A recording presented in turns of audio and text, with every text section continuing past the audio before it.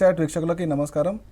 So ఈరోజు groups ఎగ్జామ్కి సంబంధించినటువంటి క్రాష్ కోర్సెస్లో మనకి పేపర్ 1లో సాధారణంగా జనరల్ స్టడీస్ అనేటువంటి పేపర్కి సంబంధించినటువంటి పేపర్లో మనకి జనరల్ సైన్స్ అనేది ఒక ముఖ్యమైన భాగంగా అనిపిస్తూ ఉంది. సో దానిలో బయాలజీకి సంబంధించినటువంటి క్వశ్చన్స్ని మనం మన అవేర్నెస్ కోసం సో ఎలాంటి క్వశ్చన్స్ మనకి ఇప్పటివరకు రావడం జరిగింది గ్రూప్స్ ఎగ్జామ్స్లో, సో వాటికి సంబంధించినటువంటి ఎక్స్ప్లెనేషన్ని అండ్ వాటికి రిలేటెడ్గా ఉండేటువంటి క్వశ్చన్స్ గురించి ఒకసారి డిస్కస్ చేద్దాం, రైట్. సో దీనిలో భాగంగా సో జనరల్ స్టడీస్లోని జనరల్ సైన్స్లో బయాలజీకి సంబంధించినటువంటి క్వశ్చన్స్ కనుక ఒకసారి పరిశీలిస్తే మనకు కనిపించేటువంటి మొదటి క్వశ్చన్ ఏంటంటే, సో పయేరియా అనే వ్యాధి దేనికి సంబంధించింది? సో పయేరియా అనేటువంటి వ్యాధి దేనికి సంబంధించినటువంటి క్వశ్చన్ ఇప్పటివరకు రాసినటువంటి గ్రూప్స్ ఎగ్జామ్స్లో మనకి కనబడడం జరిగిందండి. సో ఆ క్వశ్చన్కి ఆప్షన్స్గా వాళ్ళు ముక్కు, చిగుళ్ళు, గుండె, ఊపిరితిత్తులు అనేటువంటి 4 ఆప్షన్స్ని ఇవ్వడం జరిగింది. మరి మానవుడిలో పయేరియా అనేటువంటి వ్యాధి మానవుడి చిగులు లేదా దంతాల కలిగేటువంటి వ్యాధి. సో చిగులు లేదా చిగులని గమ్స్ అని, దంతాలని టీత్స్ అనే పేరుతో పిలుస్తూ ఉన్నాం. సో ఈ 2 భాగాలు కలిగేటువంటి వ్యాధి పయేరియా. ఓకే, సో ఇక్కడ ఈ పయేరియా అనేటువంటి వ్యాధితో పాటుగా మరికొన్ని వ్యాధుల పేర్లను కూడా గుర్తుపెట్టుకునే ప్రయత్నం చేయండి. అదే జింజివైటిస్ అనేది కూడా మానవుడి దంతాలకి కలిగేటువంటి మరొక బ్యాక్టీరియల్ ఇన్ఫెక్షన్గా గుర్తుపెట్టుకోండి. సో పయేరియా, జింజివైటిస్ 2 కూడా మానవుడి దంతాలకు కలిగేటువంటి వ్యాధులు. సో పయేరియా వ్యాధి మానవుడి శరీరంలో చిగుళ్ళకి లేదా దంతాలకు కలిగేటువంటి వ్యాధిగా గుర్తుపెట్టుకోండి. ఇక దీంతో పాటుగా సో మరొక వ్యాధి పేరు కూడా గుర్తుపెట్టుకోండి, అది జింజివైటిస్. ఓకే, సో జింజివైటిస్ అనేది దంతాలకి కలిగేటువంటి మరొక వ్యాధిగా గుర్తుపెట్టుకునే ప్రయత్నం చేయండి. ఇక నెక్స్ట్ క్వశ్చన్, సో మరి నెక్స్ట్ క్వశ్చన్కి సంబంధించినటువంటి అంశాన్ని చూస్తే సో ఇక్కడ మనకు కనిపిస్తూ ఉంది మానవుడి అస్థిపంజర వ్యవస్థకి సంబంధించినటువంటి క్వశ్చన్. మానవుడి అస్థిపంజర వ్యవస్థ. సో దా క్వశ్చన్కి సంబంధించిన అంశాలు ఏంటంటే ఎముకల అధ్యయనం గురించి లేదా ఎముకల గురించి అధ్యయనం చేసేటువంటి శాస్త్రం ఏంటి అని అడగడం జరిగింది. దానిలో ఆప్షన్స్ వచ్చి ఓరాలజీ, ఆస్థియాలజీ, ఆర్నిథాలజీ అండ్ ఆంకాలజీ అనేటువంటి అంశాలని ఇవ్వడం జరిగింది. సో మానవుడి యొక్క అస్థిపంజర వ్యవస్థ లేదా ఎముకల గూర్చి అధ్యయనం చేసేటువంటి శాస్త్రాన్ని ఆస్టియాలజీ అనేటువంటి పేరుతో పిలవడం జరుగుతుంది. ఆస్టియాలజీ. ఓకే, సో ఆస్టియాలజీ అనేటువంటి పేరు. ఇక మిగతా అంశాలు ఇక్కడ అధ్యయన శాస్త్రాలు మరికొని ఇవ్వడం జరిగింది. దానిలో ఆర్నిథాలజీ అనగా పక్షుల గూర్చి అధ్యయనం చేసేటువంటి శాస్త్రం, ఆంకాలజీ అనగా క్యాన్సర్ గూర్చి అధ్యయనం చేసేటువంటి శాస్త్రం. ఓకే, సో ఈ విధంగా ఎముకల గూర్చి అధ్యయనాన్ని, అస్థిపంజర వ్యవస్థ గూర్చి అధ్యయనాన్ని మనం ఆస్టియాలజీ అనే పేరుతో పిలవచ్చు. సో ఇక రెండవ క్వశ్చన్ తర్వాత మనకు కనిపించే మరో క్వశ్చన్ ఏంటంటే అస్థిపంజర వ్యవస్థకు సంబంధించి ఇంతకుముందు రాసినటువంటి ఎగ్జామ్స్లో మనకు కనిపించే క్వశ్చన్, కొత్తగా పుట్టినటువంటి బేబీలో ఉండే ఎముకల సంఖ్య ఎంత? సో కొత్తగా పుట్టినటువంటి బేబీలో ఉండే ఎముకల సంఖ్య అంటే నవజాత శిశువులో ఉండేటువంటి ఎముకల సంఖ్య ఎంత? సో ఇక్కడ ఆప్షన్స్గా మనకి 300, 320, 330 అండ్ 340 అనేటువంటి అంశాలను ఇవ్వడం జరిగింది. సో కొత్తగా పుట్టినటువంటి బేబీలో, నవజాత శిశువులో, అప్పుడే పుట్టినటువంటి శిశువులో ఉండేటువంటి ఎముకల సంఖ్య 300గా గుర్తుపెట్టుకోవాలా. అండ్ ప్రౌఢ మానవునిలో ఉండేటువంటి ఎముకల సంఖ్య 206, చిన్న పిల్లలలో ఉండేటువంటి ఎముకల సంఖ్య 300 లేదా 300గా గుర్తుపెట్టుకోండి. ఇక నెక్స్ట్ క్వశ్చన్కి వెళ్తే మనకు కనిపించే మరొక అంశం సో రక్త ప్రసరణ వ్యవస్థకి సంబంధించి, ఓకే, బ్లడ్ సర్క్యులేటరీ సిస్టమ్కి సంబంధించి అండ్ దీనిలో అడిగినటువంటి క్వశ్చన్ స్త్రీలకి సంబంధించినటువంటి గుండె బరువు. ఓకే, సో స్త్రీలకు సంబంధించినటువంటి గుండె బరువు ఎంత అని అడగడం జరిగింది. Option A 130 grams, option B 280 grams, option C 340 grams, option D 225 grams. So ఇలా వేరు అంశాలను ఇవ్వడం జరిగింది. మరి సాధారణంగా మానవుడి యొక్క గుండె బరువు 300 గ్రామ్స్గా ఉండడం జరుగుతుంది పురుషులలో. సాధారణటువంటి స్థాయి అదే అండ్ పురుషులలో అది. మరి స్త్రీలలో ఉండేటువంటి హృదయం బరువు 280 గ్రామ్స్గా గుర్తుపెట్టుకోండి. ఇక నెక్స్ట్ క్వశ్చన్కి సంబంధించినటువంటి అంశాలని మనం చూస్తే, సో తర్వాతి క్వశ్చన్కి సంబంధించినటువంటి అంశాల్లో మళ్ళీ మనకి రక్త ప్రసరణ వ్యవస్థకి సంబంధించినటువంటి క్వశ్చన్స్ని చూడవచ్చండి. ఇది ఇప్పటివరకు రాసినటువంటి గ్రూప్ 1 లాంటి ఎగ్జామ్స్లో మనకి రిపీట్ కావడం జరిగింది. సో దీనిలో క్వశ్చన్ ఏంటంటే రక్తం ఒక అని కొన్ని ఆప్షన్స్ ఇవ్వడం జరిగింది. సో దానిలో మొదటిది ఏ ద్రావణం, బి కొలాయిడ్, సి తరల పదార్థం, డి జెల్ అనేటువంటి పేర్లతో మనకి ఆప్షన్స్ ఇవ్వడం జరిగింది. సో సాధారణంగా ఎక్కువ మంది అభ్యర్థులు చేసేటువంటి మిస్టేక్ ఏంటంటే రక్తం అంతా కూడా ద్రావణం రూపంలో ఉంటుంది కదా అని చెప్పేసి ఆప్షన్ ఏ ద్రావణంని సెలెక్ట్ చేసేటువంటి అవకాశం ఉంటుంది. నిజానికి రక్తం అంతా ఒక కొలాయిడల్ లాంటి పదార్థం. రక్తం అంతా కూడా ఒక కొలాయిడల్ లాంటి పదార్థంగా గుర్తుపెట్టుకోవాలా. సో ఈ రక్తంలో రక్త కణాలు, ప్లాస్మా, ఇతర పదార్థాలన్నీ కూడా మునుగుతూ తేలుతూ కనిపిస్తూ ఉన్నాయి. ఇలా ఉండేటువంటి పదార్థం యొక్క లక్షణాన్ని మనం కొలాయిడ్ అనేటువంటి పేరుతో పిలుస్తూ ఉన్నాం. సో ఇప్పటి నుండి మనం గుర్తుపెట్టుకోవాల్సిన అంశం ఏంటంటే రక్తం కొలాయిడల్కి సంబంధించినటువంటి రూపం. అండ్ సాధారణంగా మనం చేసేటువంటి మరొక మిస్టేక్ ఏంటంటే పాలు కూడా. సో పాలని కూడా మనం ద్రవస్థితి లేదా ద్రావణం అని పిలుస్తూ ఉన్నాం, కానీ పాలు ఎమల్సన్ అనేటువంటి స్థితికి సంబంధించినవి. పాలు ఎమల్సన్ అనేటువంటి స్థితికి సంబంధించిన అంశంగా గుర్తుపెట్టుకోవాలి. సో రక్తం, పాలు రెండు ద్రవ రూపాల్లో ఉన్నప్పటికీ వాటి యొక్క స్థితులలో వేరు. సో రక్తం కొలాయిడల్ స్థితి, పాలు ఎమల్సన్ స్థితిలో ఉంటాయనే విషయాన్ని గుర్తుపెట్టుకోండి. ఈ రెండు అంశాలు చాలా చాలా ఇంపార్టెంట్. ఇక నెక్స్ట్ ప్రశ్నకి సంబంధించినటువంటి ఇన్ఫర్మేషన్ ఒకసారి చూద్దాం. రైట్. సో ఇది ఇప్పటివరకు రాసినటువంటి కొన్ని గవర్నమెంట్ ఎగ్జామ్స్, గవర్నమెంట్ లెక్చరర్స్కి సంబంధించిన ఎగ్జామ్స్లో మనకి రిపీట్ కావడం జరిగిందండి.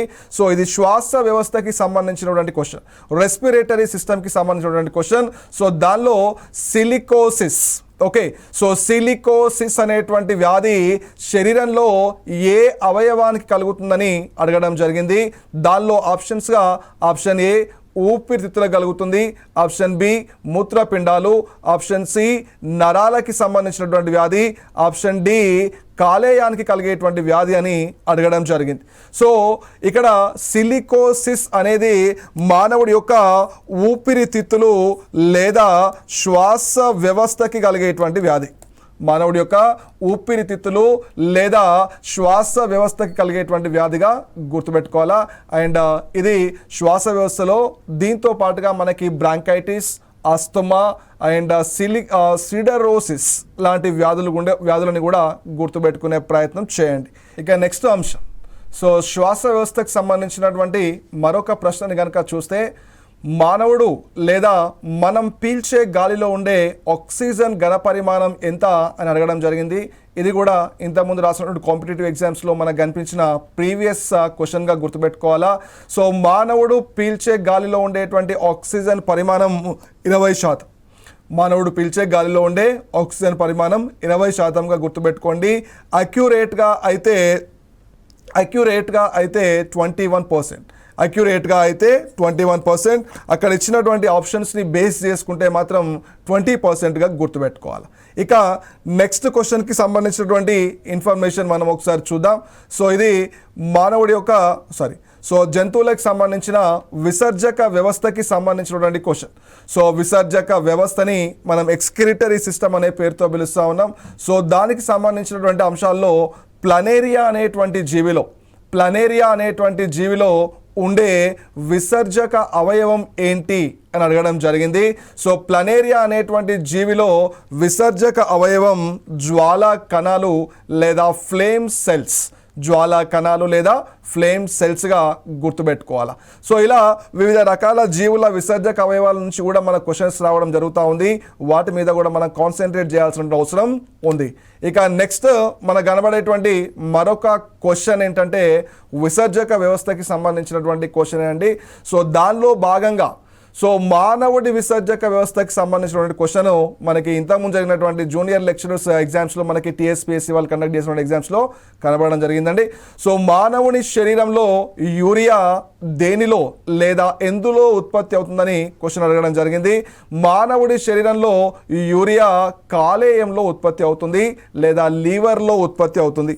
కాలేయం లేదా లివర్లో ఉత్పత్తి అవుతుంది. మూత్రపిండాల ద్వారా వడబోయబడుతుందనే విషయాన్ని గుర్తుపెట్టుకోవాలా. ఇక నెక్స్ట్ క్వశ్చన్ కనుక సంబంధించిన అంశాలని మనం చూస్తే, సో ఇది అంతఃస్రావిక వ్యవస్థ, సో ఎండోక్రైనిక్ సిస్టమ్కి సంబంధించినటువంటి ప్రశ్న.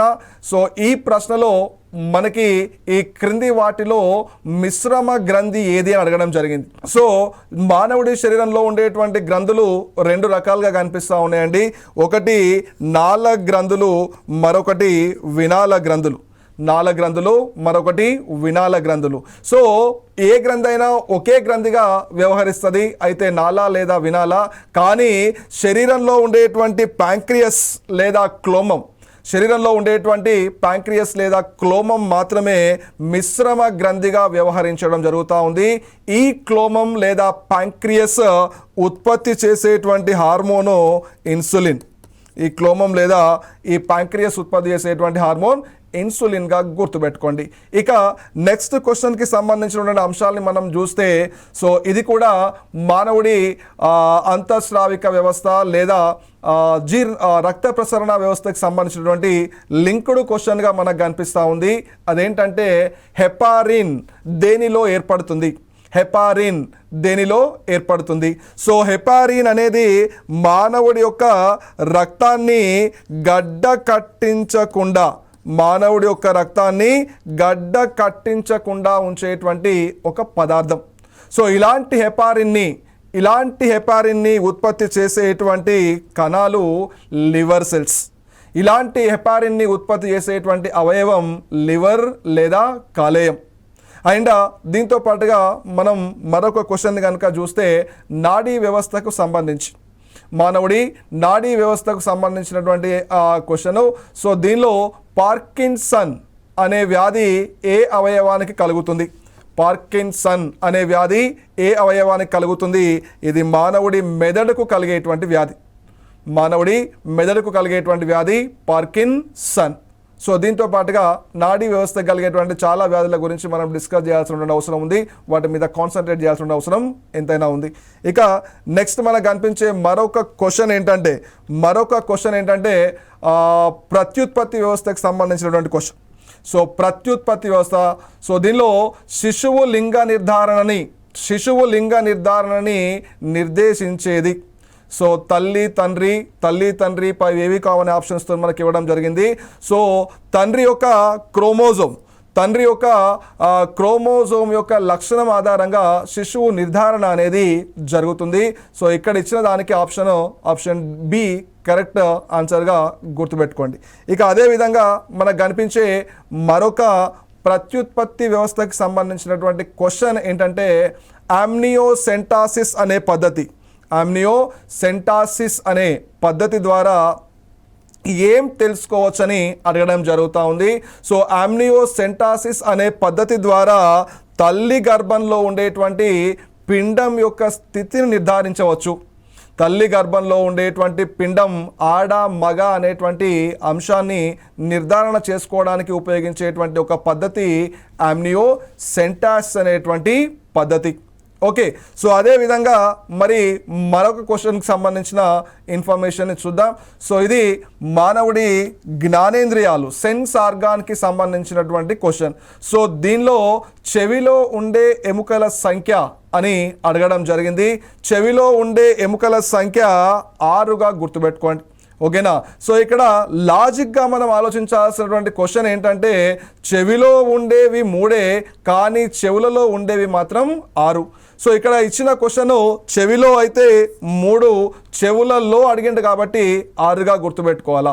సో 3+3, ఒక చెవిలో 3 మరొక చెవిలో 3గా గుర్తుపెట్టుకోవాలా.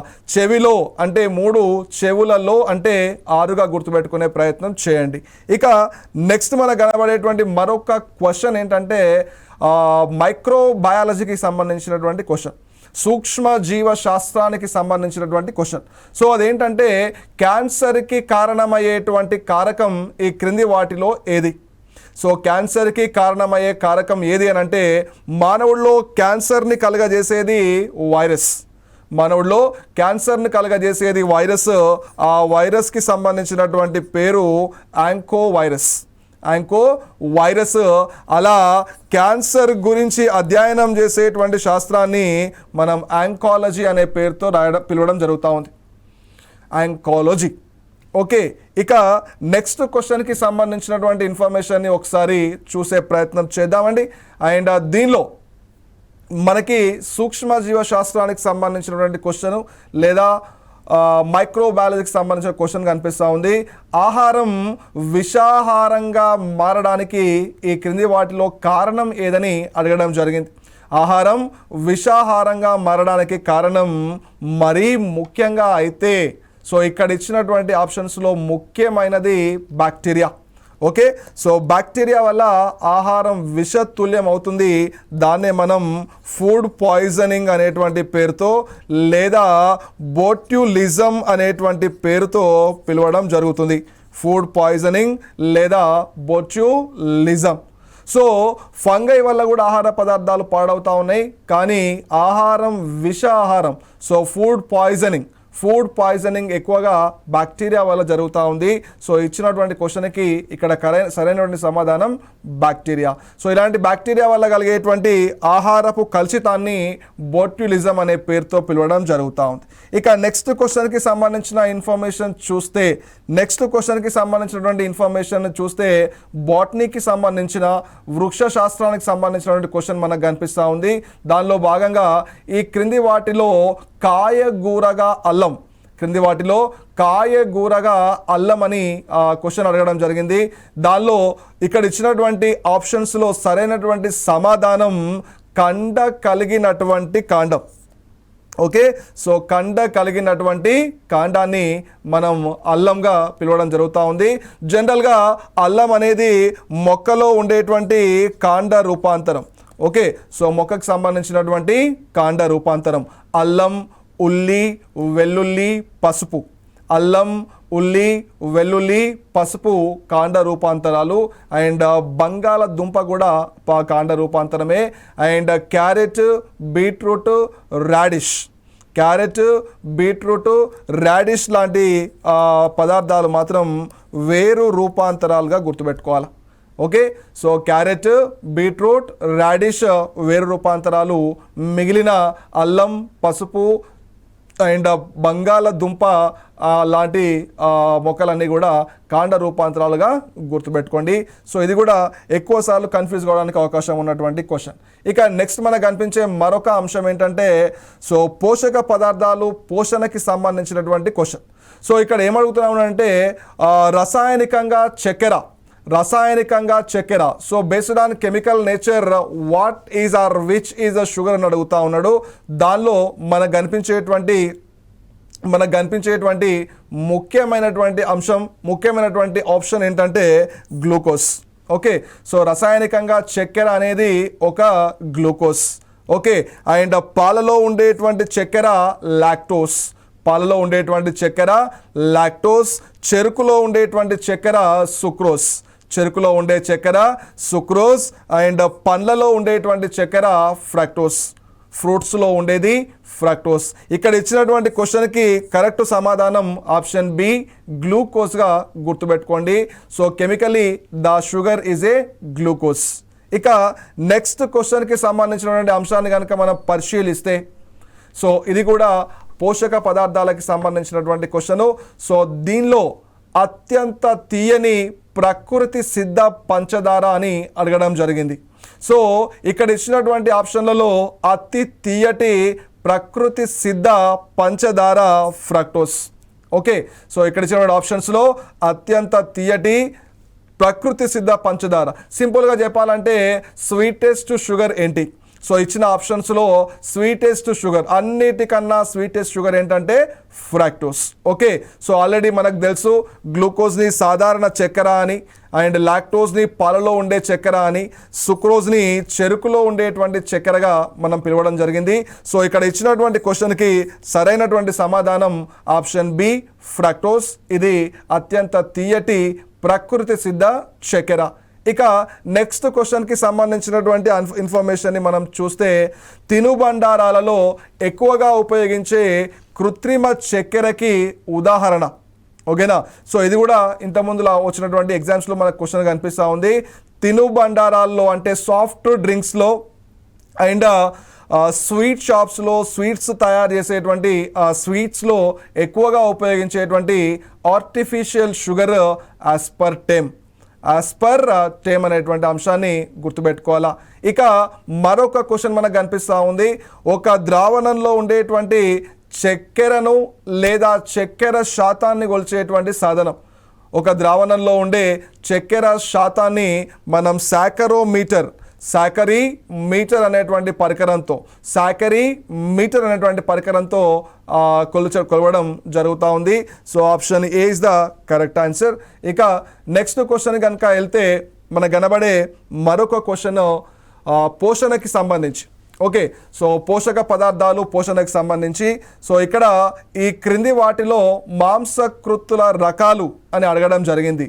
మాంసకృత్తుల రకాలు, టైప్స్ ఆఫ్ ప్రోటీన్స్. ఓకేనా, మాంసకృత్తులని మనం ఇంగ్లీష్లో ప్రోటీన్స్ అనేటువంటి పేరుతో పిలవడం జరుగుతూ ఉంది.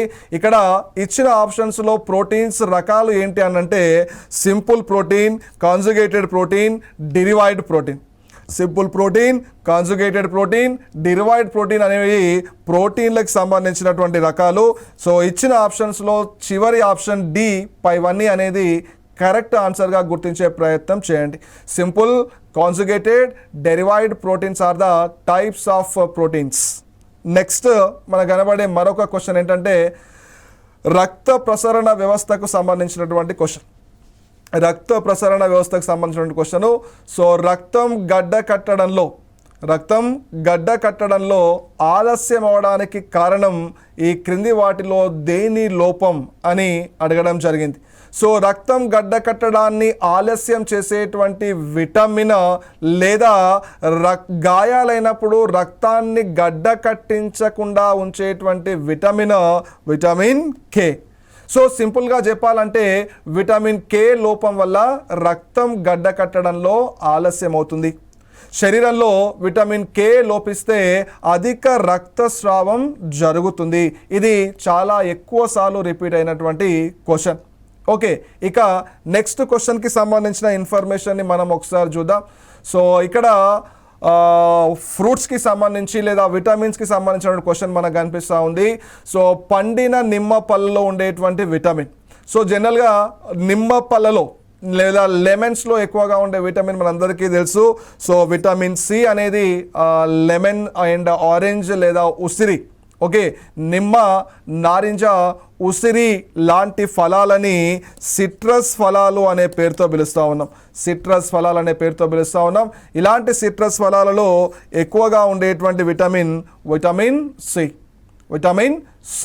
ఇక నెక్స్ట్ క్వశ్చన్కి సంబంధించినటువంటి ఇన్ఫర్మేషన్ మనం ఒకసారి చూద్దామండి. సో ఇక్కడ విటమిన్లు, వాటికి సంబంధించిన రసాయన నామాలు లేదా కెమికల్ నేమ్స్ని ఇవ్వడం జరిగింది.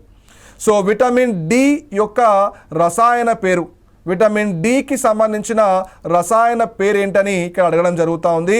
సో విటమిన్ డికి సంబంధించినటువంటి రసాయన నామం క్యాల్సిఫెరాల్. విటమిన్ డికి సంబంధించిన రసాయన నామం క్యాల్సిఫెరాల్. విటమిన్ ఏకి సంబంధించిన రసాయన నామం రెటినాల్. విటమిన్ బి7కి సంబంధించిన రసాయన నామం బయోటిన్. విటమిన్ సికి సంబంధించిన రసాయన నామం ascorbic acid. So calciferol, vitamin D, retinol, vitamin A ascorbic acid, vitamin C B7 బయోటిన్గా గుర్తుపెట్టుకునే ప్రయత్నం చేయండి. It is also one of the important question. ఇక నెక్స్ట్ మనకు కనిపించే మరొక క్వశ్చన్, సో ఇది కూడా పోషక పదార్థాలు లేదా సంపూర్ణ ఆహారం అనేటువంటి టాపిక్కి సంబంధించినటువంటి క్వశ్చన్ అండి. సో పాలు పెరుగుగా మారడం దేనివల్ల? పాలు పెరుగుగా మారడం అనేది బ్యాక్టీరియా వల్ల. ఆ బ్యాక్టీరియా పేరు lactobacillus. So option D lactobacillus అనేది ఇక్కడ ఇచ్చినటువంటి క్వశ్చన్కి సరైనటువంటి సమాధానం. సో లాక్టోబాసిల్లస్ అనేటువంటి బ్యాక్టీరియా పాలని పెరుగుగా మార్చడంలో తోడ్పడుతుంది. ఇక్కడ ఇచ్చినటువంటి ఆప్షన్స్లో ఈస్ట్ ఒక శిలీంధ్రం, స్టెఫిలోకోకస్ ఒక బ్యాక్టీరియా, మైకోబాక్టీరియం ఒక బ్యాక్టీరియా. సో ఇక్కడ ఇచ్చినటువంటి ఆప్షన్స్లో కరెక్ట్ ఆప్షన్ లాక్టోబాసిల్లస్గా గుర్తుపెట్టుకోవాలా. ఇక నెక్స్ట్ దీని తర్వాత మనకు కనబడే మరొక క్వశ్చన్ ఏంటంటే, సో గ్రుడ్డులో లభించేది. సో సంపూర్ణ ఆహారానికి సంబంధించి పాలతో పాటుగా మనం ఎక్కువ గుర్తుపెట్టుకోవాల్సిన అంశాలు ఎగ్స్కి సంబంధించి లేదా గుడ్డుకి సంబంధించినటువంటి అంశాలు గుర్తుపెట్టుకోవాలా. మరి మనం తినేటువంటి గుడ్డులో ఉండేటువంటి ఈ క్రింది వాటిలోని మూలకం అని అడిగినాడు, క్రింది వాటిలో లభించేది అడిగినాడు. దానిలో రాగి and sulphur, silicon, carbon dioxide అనే పేరుతో పిలవడం జరిగింది. మరి గుడ్డులో ఎక్కువగా ఉండేటువంటి మూలకం సల్ఫర్. సల్ఫర్గా గుర్తుపెట్టుకోండి. అండ్ సిలికాన్, కార్బన్ డైఆక్సైడ్ అనేవి మనకి తక్కువగా కనిపిస్తూ ఉన్నాయి. ఇక నెక్స్ట్ మనకు కనిపించే మరొక ఇంపార్టెంట్ క్వశ్చన్ ఏంటంటే మానవుని కణజాలాలకు సంబంధించినటువంటి క్వశ్చన్. మానవుడి శరీరంలో ఉండే పోషక పదార్థాలకు సంబంధించినటువంటి క్వశ్చన్. సో శరీరంలో కొవ్వును నిల్వ చేసేటువంటి కణాలని క్వశ్చన్ ఇవ్వడం జరిగింది. సో దానికి కరెక్ట్ ఆన్సర్ వచ్చి అడిపోసైట్స్. ఓకే, సో అడిపోసైట్స్ని కొవ్వు నిల్వ చేసేటువంటి కణాలుగా, అంటే శరీరంలో మనం తిన్నటువంటి కొవ్వులన్నీ కూడా తిన్న తర్వాత మన బాడీలో ఏ ప్లేస్లో స్టోర్ అవుతూ ఉన్నాయి, ఏ కణాలలో స్టోర్ అవుతూ ఉన్నాయి అంటే అడిపోసైట్స్ అనే కణజాలంలో స్టోర్ అవుతూ ఉన్నాయి, లేదా అడిపోసైట్స్ అనేటువంటి టిష్యూస్లో స్టోర్ అవుతూ ఉన్నాయనే విషయాన్ని గుర్తుపెట్టుకోండి. ఇక నెక్స్ట్ మనకు కనిపించేటువంటి మరొక క్వశ్చన్ ఏంటంటే విటమిన్స్కి సంబంధించి. ఓకే, సో విటమిన్స్కి సంబంధించినటువంటి క్వశ్చన్. సో థయామిన్ అనే విటమిన్ లోపం వల్ల ఏ వ్యాధి కలుగుతుంది? థయామిన్ లోపం వలన కలిగే వ్యాధి ఏదని అక్కడ క్వశ్చన్స్ ఇవ్వడం జరిగింది. మరి విటమిన్ B1ని మనం రసాయనికంగా థయామిన్ అనే పేరుతో పిలవడం జరుగుతూ ఉంది. ఈ థయామిన్ అనే విటమిన్ లోపం వల్ల మానవుడికి కలిగేటువంటి వ్యాధి బెరీగా గుర్తుపెట్టుకోవాలా. విటమిన్ B3 వల్ల కలిగేది పెల్లాగ్రా, విటమిన్ D వల్ల కలిగేది రికెట్స్, విటమిన్ B6 వల్ల కలిగేది అనీమియా. ఇలా విటమిన్లకు సంబంధించినటువంటి రసాయన నామాలు, విటమిన్ల రసాయన నామాలని ఇండికేట్ చేసేటువంటి వాటి నంబర్స్ లేదా లెటర్స్ని జాగ్రత్తగా గుర్తుపెట్టుకోవాలా. ఈ విషయంలో అభ్యర్థులు ఎక్కువగా కన్ఫ్యూజన్ అయ్యేటువంటి అవకాశం ఉంటుంది. సో ప్రతి మార్క్ మనకి ఇంపార్టెంటే కాబట్టి ఈ అంశాలని చాలా జాగ్రత్తగా గుర్తుపెట్టుకోండి. తిరిగి మళ్ళీ మరొక క్లాస్లో కలుద్దాం.